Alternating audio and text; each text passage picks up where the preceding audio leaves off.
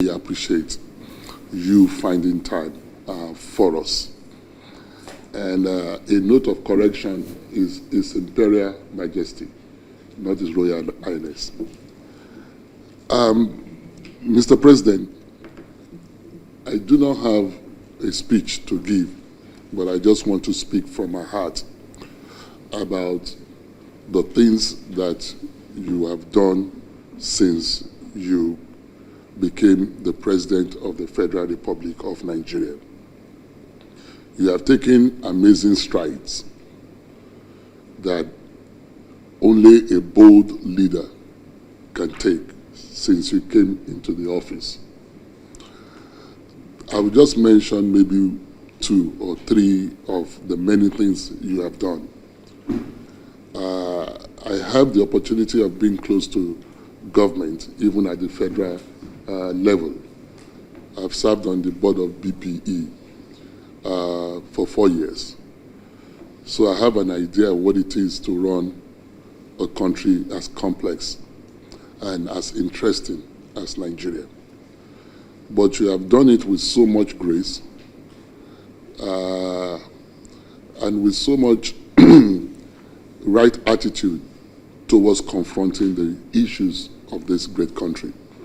The first one, which is the oil subsidy, which you removed.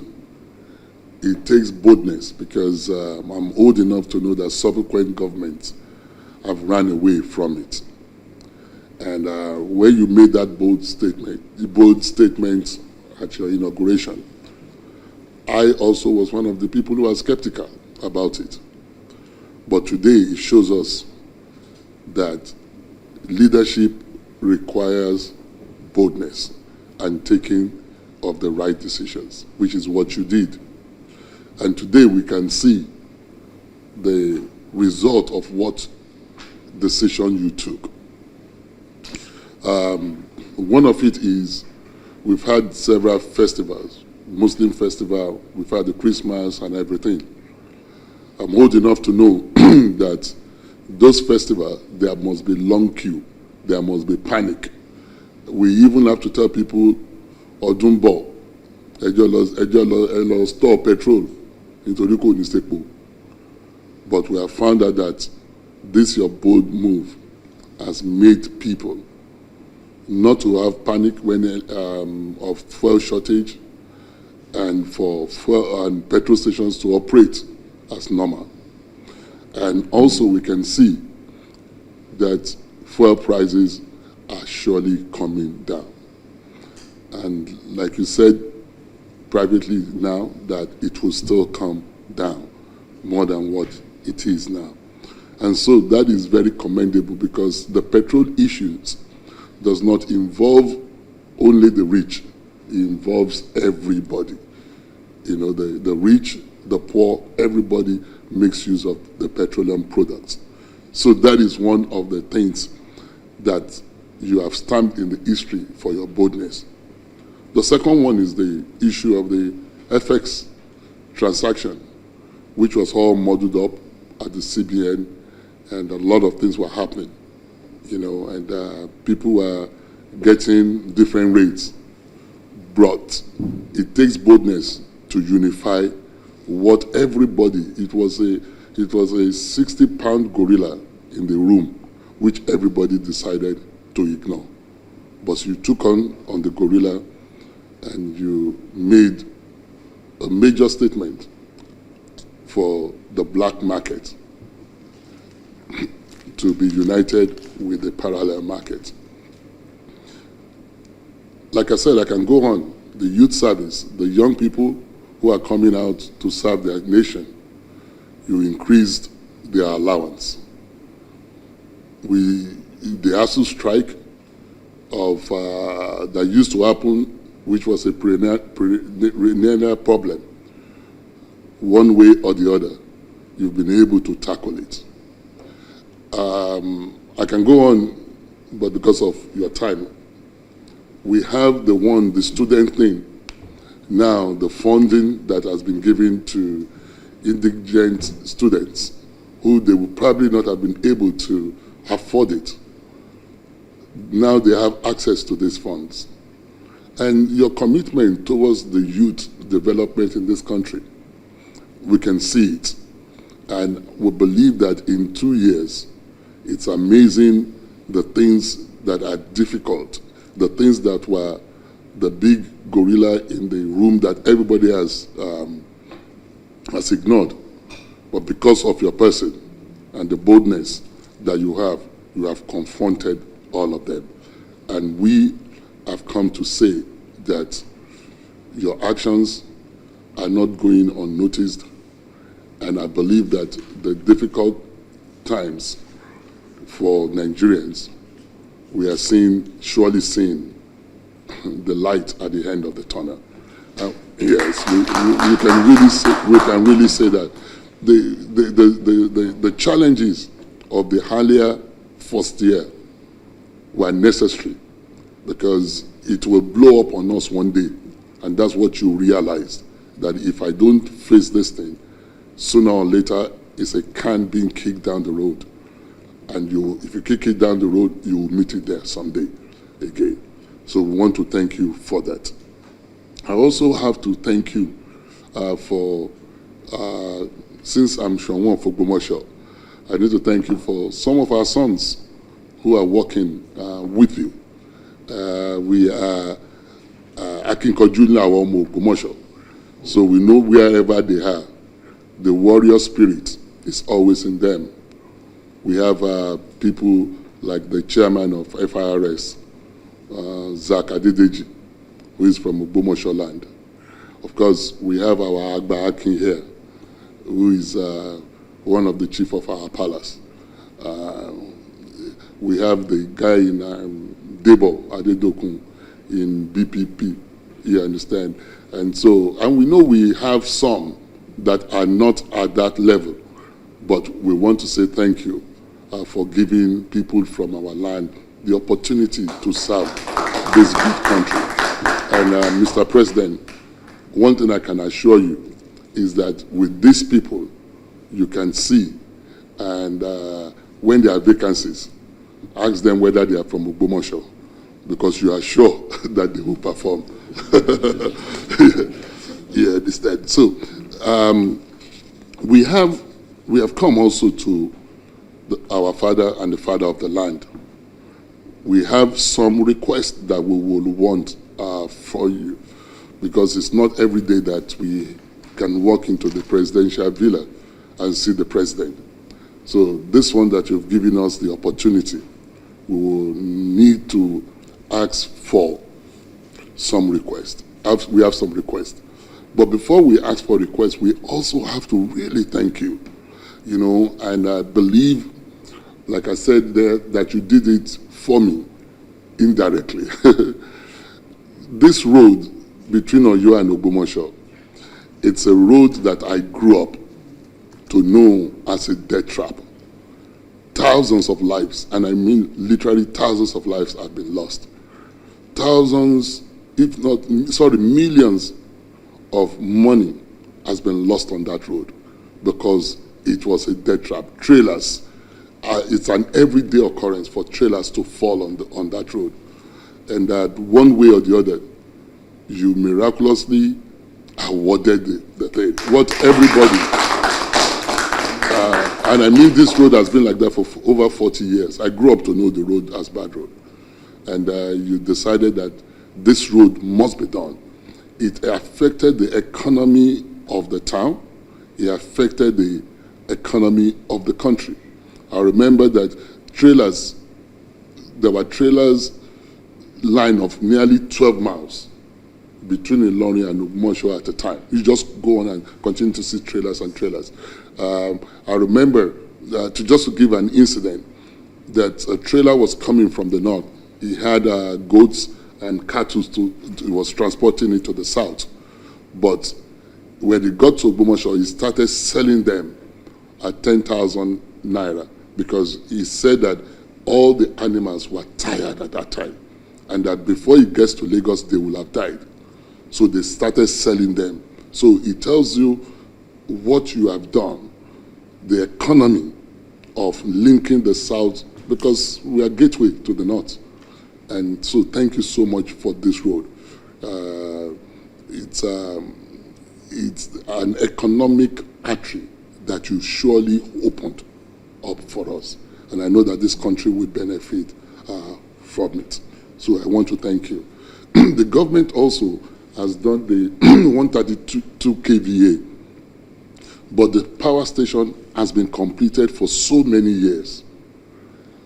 But the transmission from where they call Gomo, somewhere near Ilorin, we heard that the contract has been given out. Since I came also, the Minister for Power has been there to assure us. They said they've given it to somebody else. But the city is, most of the time, and Mr. President, this town is the second largest town in Oyo State. It used to be, historically, it used to be about the third largest. Where you mention Lagos, you mention Kano, the other town you will mention is Ogbomoso. But because Ogbomoso is not the capital, other towns like Abeokuta, like Akure, like Ado-Ekiti, all those ones that we were bigger than, and not even to talk about Osogbo, because they were capital cities, they have now overtaken us. I do not feel that a town like Ogbomoso that comprises of 5 local governments is what makes Ogbomoso local government. Should be in the state where it is. And so, Mr. President, we would like that transmission, 132 kVA, to be connected so we can at least enjoy light a little bit in that town, because we are most of the time in darkness in Ogbomoso.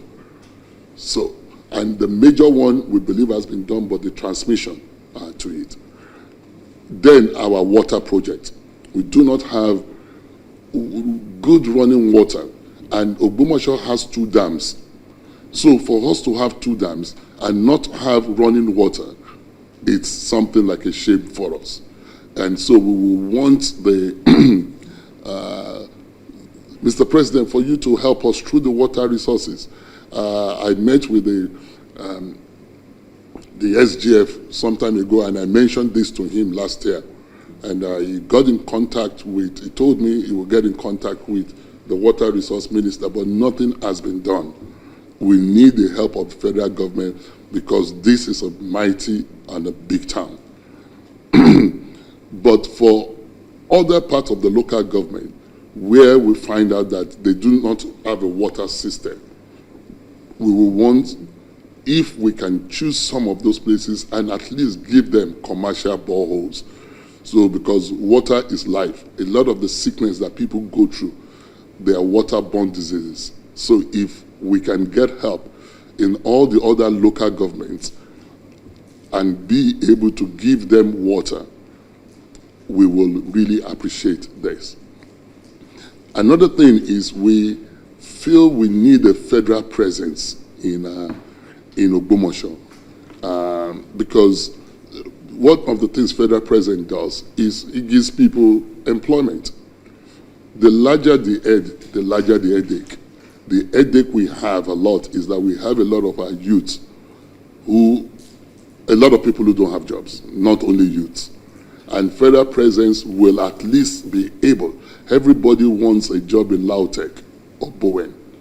For a town that big, not only 2 places should they be looking for jobs.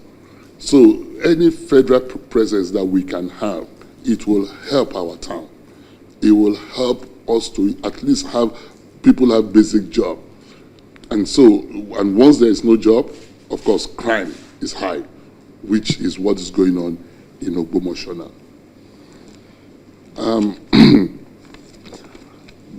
We're thinking about our general hospital. We have one there. If we can be upgraded to an federal medical center, it will also help us a lot,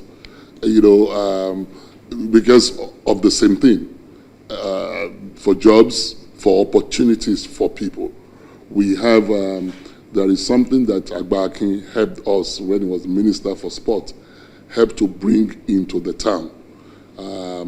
It's a medical facility, but they could not staff it. And the whole is a first-class hospital, but it was not staffed. And because of that, they've looted equipments in the place. And so if you can help us through the Ministry of Health, that this wonderful facility can be put into use, it will help a lot of our people.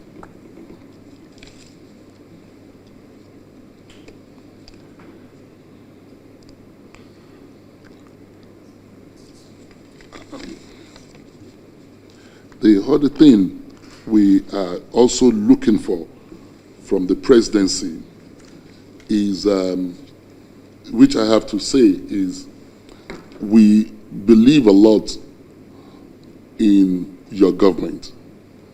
We believe in the ability of what you can do, because we've seen this. I live in Lagos, I live in Ibadan and Ogbomoso. We can see the impact of your vision in Lagos.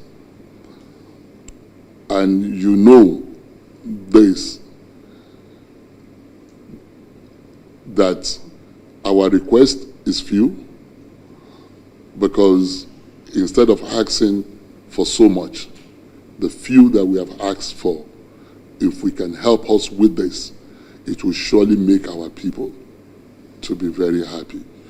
The other one which we have spoken to the Minister for Works is that we need now that you have done this road, it will take commercial activity out of the major road. And we have a major road in Ogbomoso. Mr. President, this one is really in my heart, that if that road, the artery road in Ogbomoso, if it's just a 2-lane something, if it can be changed into a dual carriageway, it will open up the whole town. That is something that is important also to us. The road, the major road in Ogbomoso, for it to be opened up.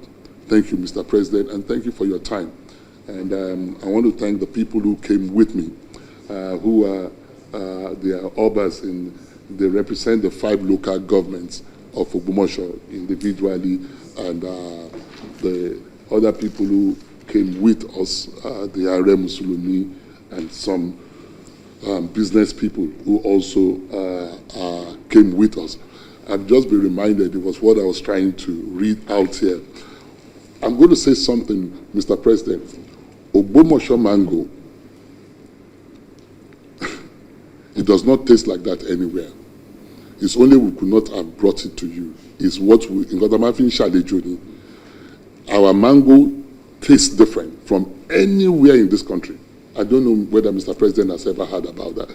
Even if you plant it in Lagos, it will not taste the way it tastes in Ogbomoso.